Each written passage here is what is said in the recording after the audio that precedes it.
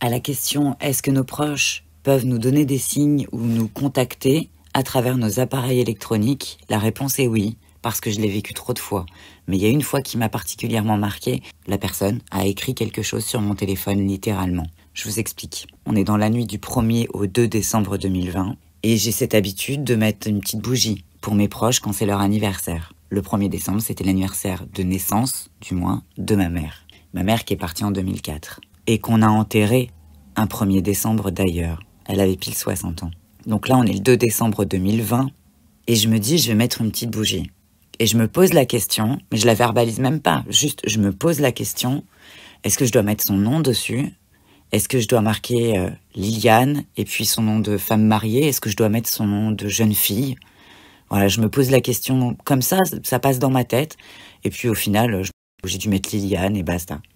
Et puis, c'est pas que je zappe le truc, mais je repars dans la vie en fait. Je suis au rez-de-chaussée, je regarde un documentaire de Patrice Pouillard qui s'appelle BAM, sur l'architecture cyclopéenne et des monuments un peu mystérieux jusqu'à la conquête espagnole en gros. Et bref, je pars dans l'idée de faire un petit schéma de chacun de ces sites pour lesquels je prends des notes. C'est ma façon de mettre les choses dans ma tête de façon détaillée et pas seulement globale.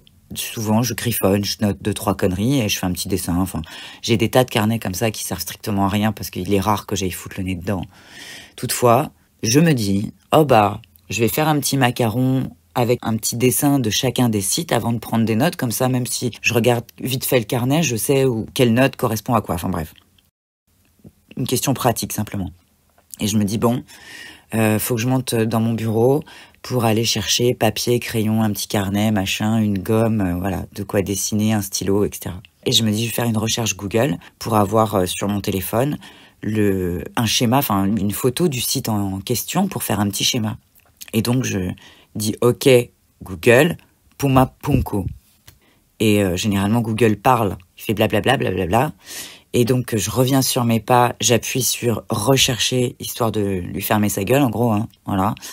Et je me casse, je vais là-haut chercher mes trucs vite fait. J'arrive dans la chambre où il y a mon bureau. C'est comme si j'avais traversé un petit nuage, un petit cloud avec une odeur extrêmement particulière. Faut savoir que quand ma mère est décédée, hélas, elle est décédée en soins palliatifs. C'est-à-dire que c'est leur cursus. Quand ton proche, il peut plus rester à l'hôpital et qu'il est décrété qu'on ne peut plus rien pour lui et voilà qu'il est sur la fin, on le met en soins palliatifs. Parce qu'on a l'hypocrisie en France. Bref. Quoi qu'il arrive, je rentre dans ma chambre et je sens cette odeur ultra particulière. Il faut savoir que dans les soins palliatifs, en général, tu as le droit de pratiquer ton culte. Tu as le droit de mettre de l'encens, ramener ton chien. Enfin, on essaie de t'adoucir ta fin de vie et on te laisse faire quasiment ce que tu veux. Donc moi, je ramenais mon chien, ma mère, à son mouroir. Donc. Et elle était à Cognac-Jay. En novembre 2004, Cognac-Jay, le vrai Cognac-Jay, était en travaux.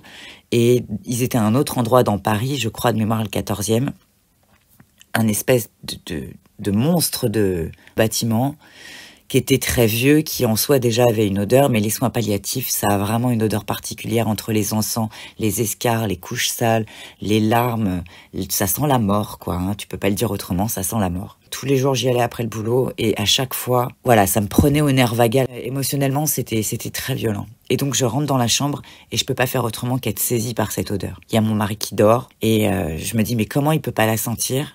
Et que ça le réveille pas tellement c'est fort. Et je traverse ce nuage et hop, l'odeur s'en va. Je reviens sur mes pas, elle est là. C'est bizarre, c'était à un endroit bien particulier. Et donc je prends une petite bougie, je prends mon matériel pour dessiner, je redescends, un peu choquée par cet événement, et j'arrive sur mon canapé, je regarde mon écran où j'avais lancé cette recherche Puma Punku. Et là, j'en crois pas mes yeux, parce que dans le champ de recherche Google, là où moi, par la recherche vocale, j'avais dit Puma Punku et il aurait dû écrire Puma Punku, même s'il avait fait des fautes ou peu importe, je vois écrit Thomas, point. Ma mère, son nom de jeune fille, c'était Thomas. Et la question que je me posais, en parallèle de mon petit documentaire avant de monter, c'était est-ce que je mets son nom de jeune fille ou son nom de femme mariée ?